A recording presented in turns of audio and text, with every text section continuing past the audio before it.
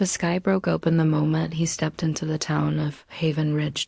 It was early spring, but a storm had rolled in out of nowhere, sheets of rain pelting the sidewalks, thunder echoing across the mountains that surrounded the small town like gentle arms.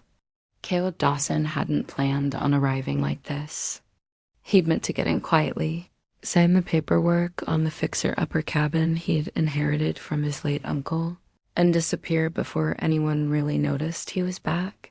But fate had its own ideas. He pulled his duffel back tighter over his shoulder and ducked under the awning of the only open shop on Main Street, a cozy, dimly lit flower shop with hand-painted lettering that read the Wild Bloom. Inside. The scent hit him, first jasmine, lavender, and something warm and earthy.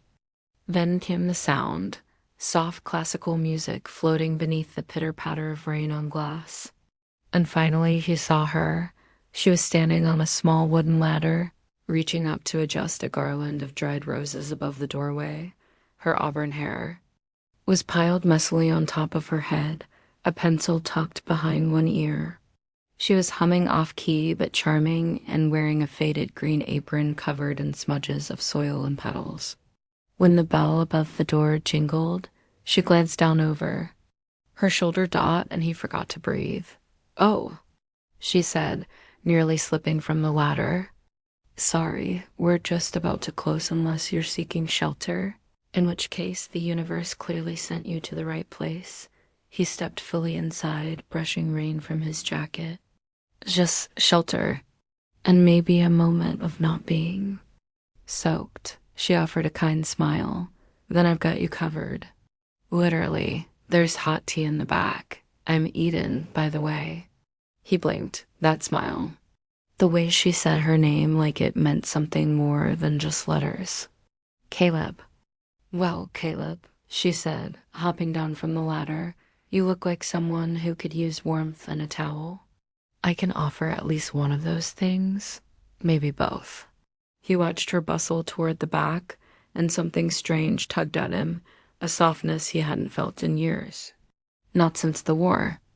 Not since the world turned jagged and hollow. When she returned with a towel and a chipped mug of tea, he accepted both in silence. Their fingers brushed. She didn't flinch. "So," she said gently, not prying, just curious, "what brings a stranger to Havenridge on a night like this?"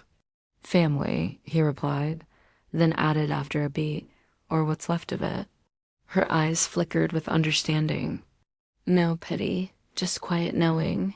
Well, you're welcome here," she said softly. And somehow, in a town he hadn't planned to return to, in a shop that smelled like life and resilience, spoken by a woman who radiated warmth in every breath, those words sounded a lot like home. Caleb had spent the past 4 years trying not to feel anything too deeply. He'd returned from overseas with more than just scars, some visible, some not, but with a silence inside him that refused to be soothed. His parents had passed before he enlisted, and his only remaining family had been his Uncle Thomas, who died 6 months ago and left him an old log cabin tucked into the hills of Havenridge. Caleb had barely remembered the town, let alone the cabin, but something about the stillness of the mountains and the fact that no one would ask questions made it feel like the right place to disappear.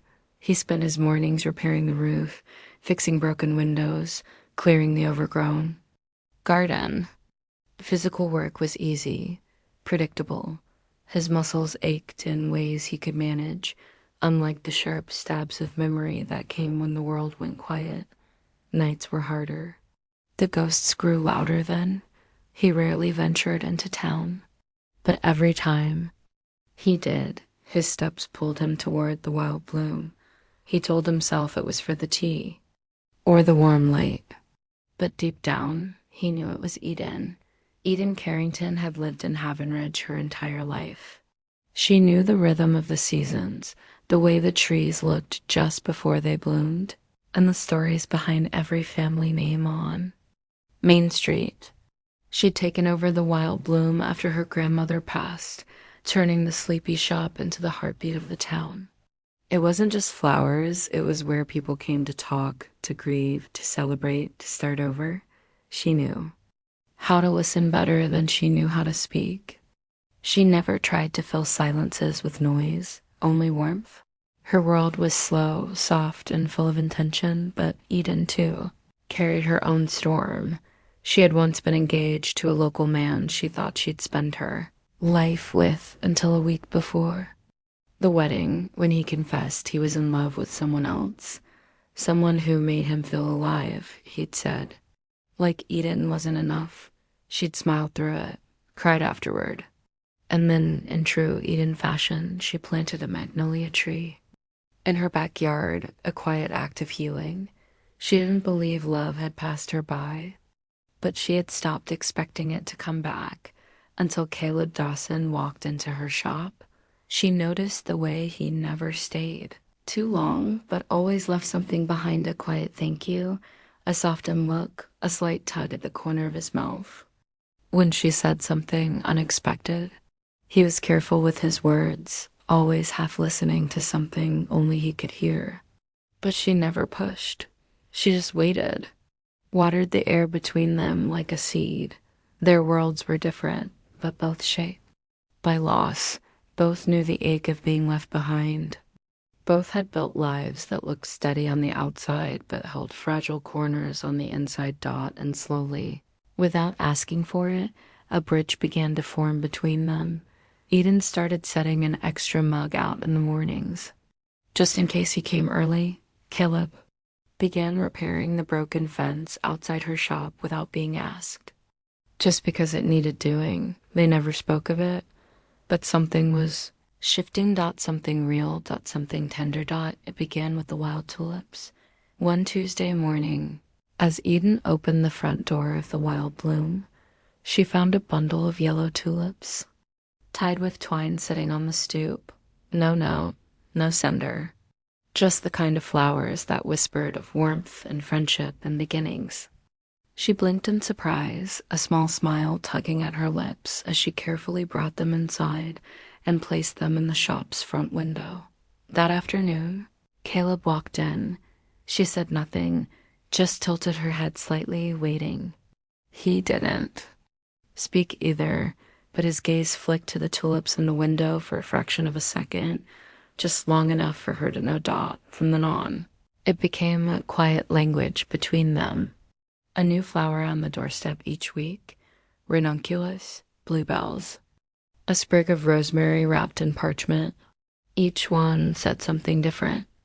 Each one told her he was thinking of her, even when he couldn't quite say the words.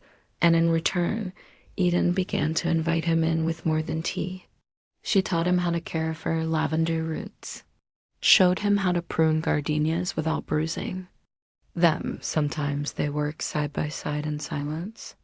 Other times they'd talk about simple things at first: weather, music, their favorite books. But slowly their conversations deepened, like the soil they worked with. One afternoon, they sat together in the back courtyard behind the shop, trimming stems for a wedding bouquet. Eden had a smear of pollen on her cheek, and Caleb, reaching over to gently brush it away, let his fingers linger longer than necessary. She looked up at him, her eyes a little too wide, a little too knowing. "You don't have to be careful with me, Caleb," she said softly. He swallowed. "I'm not used to people staying." "I'm not people," she replied with a gentle smile. "I'm me." And somehow that made him feel safer than anything else ever had. After that, the space between them began to shrink. He started walking her home on rainy nights, holding an umbrella not quite big enough for two. They'd laugh as the wind tangled her hair, and she'd thump into his side without apology.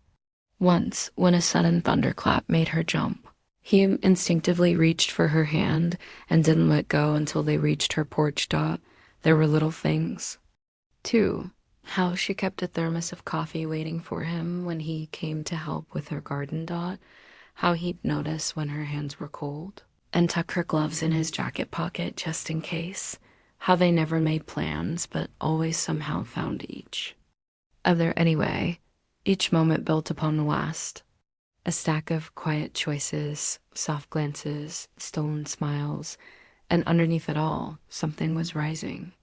Something tender, uncertain, beautiful. One night, after walking her home, they lingered at her porch. Longer than usual. The air was thick with the scent of lilacs. The moon hung low and wide.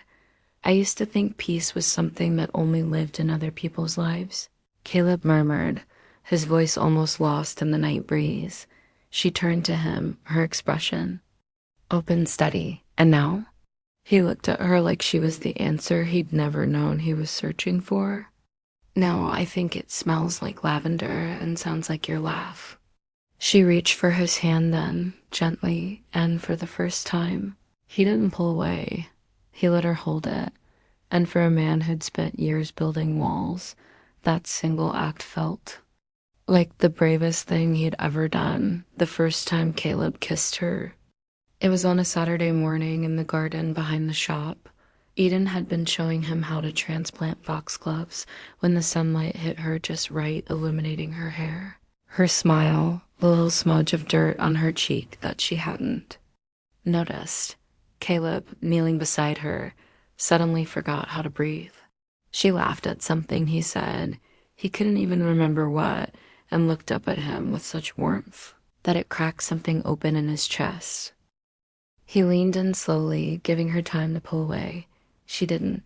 The kiss was soft, gentle, not desperate or urgent. Just a quiet moment of surrender, of allowing something tender and right to bloom between them. Eden touched his cheek when it ended, her eyes shining. "Took you long enough," she whispered, and he laughed, surprised at how light he felt. From then on, everything shifted, but not in a way that made them rush. They still spent afternoons trimming stems and rearranging flower buckets, but now their hands found each other more easily. Their conversations curled deeper, like vines wrapping around a trellis study. Deliberate, grounded. One evening, Eden invited him over for dinner. They ate roasted vegetables and rosemary bread on her back porch while the sky turned to watercolor. Afterward, she pulled out a shoebox full of old photographs, her childhood, her grandmother, the magnolia tree she planted after her broken engagement. "This is all of me," she said, laying the box between them. Even the messy parts. Caleb looked at the pictures one by one. He didn't ask questions. He didn't need to. When he looked up, his voice was thick.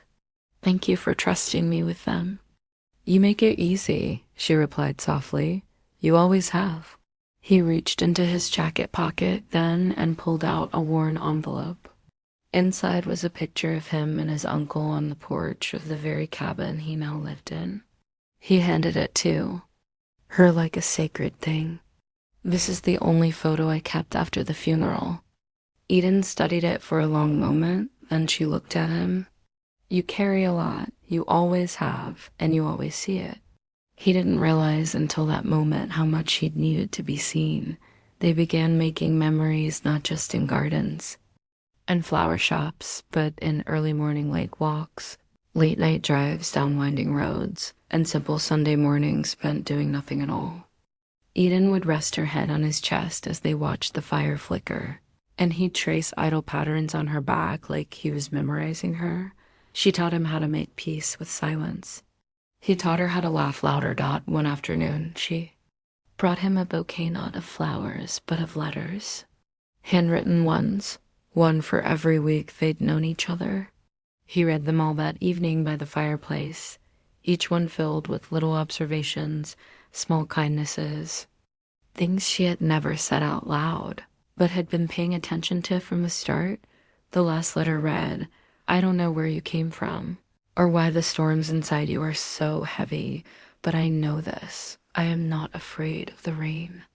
I only want to stand with you in it until the sky's clear." He folded the letter and held it to his chest. No one had ever loved him so openly before, so honestly, so calmly, and it terrified him, but it also made him believe for the first time that maybe he was capable of staying, The storm didn't come from the sky this time, Dot. It came in the form of a letter. A government notice quietly delivered to Caleb's cabin on a crisp October morning. It was an offer, a contract renewal for his old role overseas, not deployment, not combat, but a specialized field position, short-term, well-paid. Just 6 months, 6 months that could undo everything he had just begun to build. He stood at the edge of the lake, the letter trembling in his hand. The sun rose behind him, gold spilling across the water, but all he could feel was the weight of uncertainty pressing against his chest. He hadn't told Eden yet, for days. He kept the news to himself, falling into old habits, quiet withdrawal, shorter answers, disappearing before she could ask what was wrong, and she noticed. Of course she did. One evening, as they closed up the shop, she reached for his hand and didn't let go when he tried to pull away. "You're somewhere else lately," she said gently. "I'm just tired," he muttered, not meeting her eyes. "You don't lie well, Caleb." His silence answered for him, Dot, so she waited, like she always did. Until he was ready, Dot. It wasn't until the night of Havenridge's fall festival, when the whole town glowed with lanterns and laughter, that he finally told her. They were sitting on a bench just outside the square, the scent of cinnamon and pine in the air, her hand resting softly on his knee. "I got offered a contract," he said. "It's not dangerous, just 6 months, overseas." She looked at him, steady and still. "And you're considering it?" "I don't know," he admitted. "It's what I'm good at. It's what I was built for." "No," she said softly. "It's what broke you." He flinched but didn't argue. "Don't want to hold you back," she added. "If this is something you need, I won't stand in your way." Her voice didn't shake, but her eyes did. He turned to her, the weight of all the unspoken things pressing on his chest. "I'm scared of staying." "I know," she whispered. He reached for her hand. "And I'm scared of going." She pulled her fingers away. That was the part that hurt the most. For the next 2 weeks, they drifted. He still helped at the shop, but the air between them felt colder. She still smiled, but not with her whole face. And when he left each evening, she stopped standing on the porch to watch him go. Then came the night he found her sitting by the magnolia tree in her backyard, tears quietly falling as she clutched an unopened letter in her hand. One she'd written for him that hadn't been brave enough to give. He stood at the gate, unsure whether to approach, unsure if he had already lost her, because love wasn't just about showing up when things were easy. It was about choosing someone. Even when the road ahead looked uncertain, Dot, and he had never learned how to choose anything. Until now, the letter she held was never meant to be read. Eden had written it the night after he told her about the contract. The words had poured out, faster than she could stop them, raw and honest, full of longing and heartbreak. But she hadn't planned to give it to him. What good were words if they couldn't make someone stay? Now, here she was under the magnolia tree, where she always went when she needed grounding.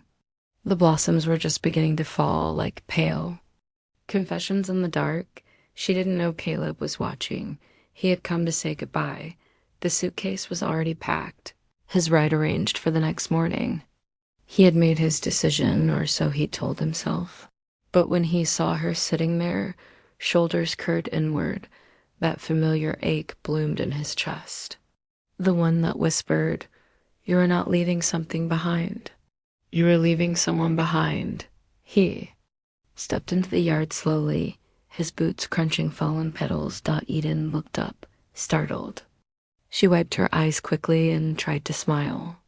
"Didn't expect to see you tonight.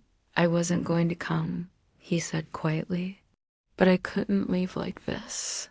She nodded, her throat too tight to speak. He took another step. "You once told me you weren't afraid of the rain." "I'm not," she said. "I just didn't think it would come from you." That undid him. He sank to his knees in front of her, his voice rough with emotion. I've spent my whole life running towards storms because I didn't know what peace looked like.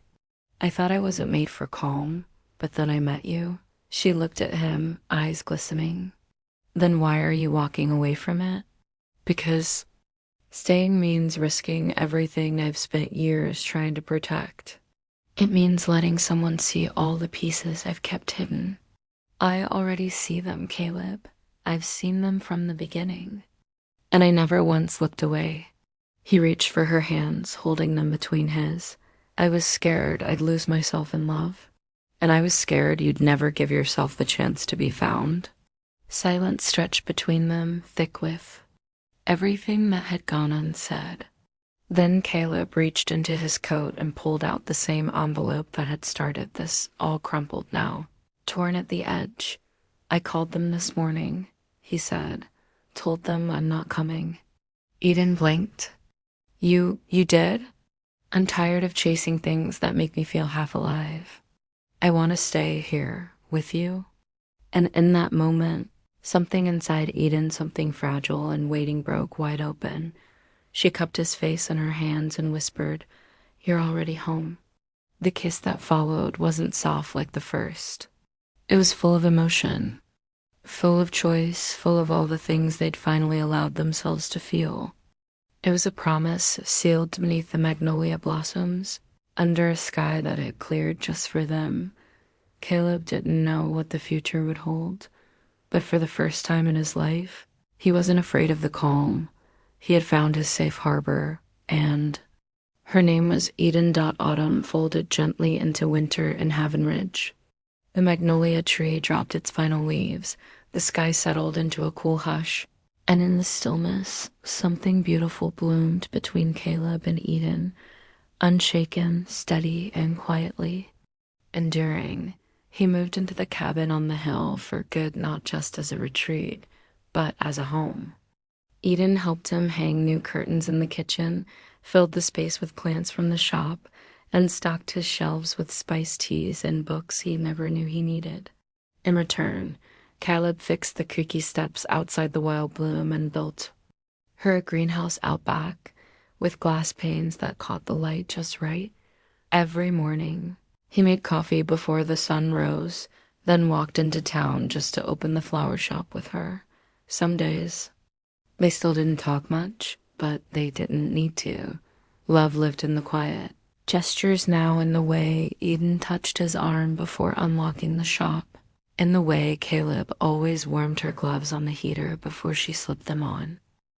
One evening, as the first snow began to fall, they stood outside the cabin, watching the world turn white and clean again. Caleb turned to her with a look that held nothing back anymore. "I used to think love was a storm," he said. "Loud, fast, dangerous. And now?" Eden asked, her gloved fingers laced with his. "Now I know it's a fire in winter," he said. "Soft, constant, and exactly what you want to come home to." Eden smiled, her breath visible in the cold air. "You've changed, Caleb Dawson," he nodded. "You showed me how." That night, by the fireplace, he surprised her with a carved wooden box. Inside was the letter she'd written and never given him, the one he found that night by the magnolia tree. He kept it, every word, every folded corner, and beneath it, a simple note in his handwriting. "I'm not running anymore. I'm building something with you." Tears welled in Eden's eyes as he slipped a delicate silver band onto her finger. Not a grand proposal, no fanfare, just a quiet promise. "I want every season with you," he said. "Every storm, every bloom." She kissed him then, softly, slowly, and in that moment, under the soft hum of snow and firelight, they became something permanent. Love didn't need to be loud to be unforgettable. Sometimes it was found in the calm after every storm, right? Where your heart finally felt safe enough to stay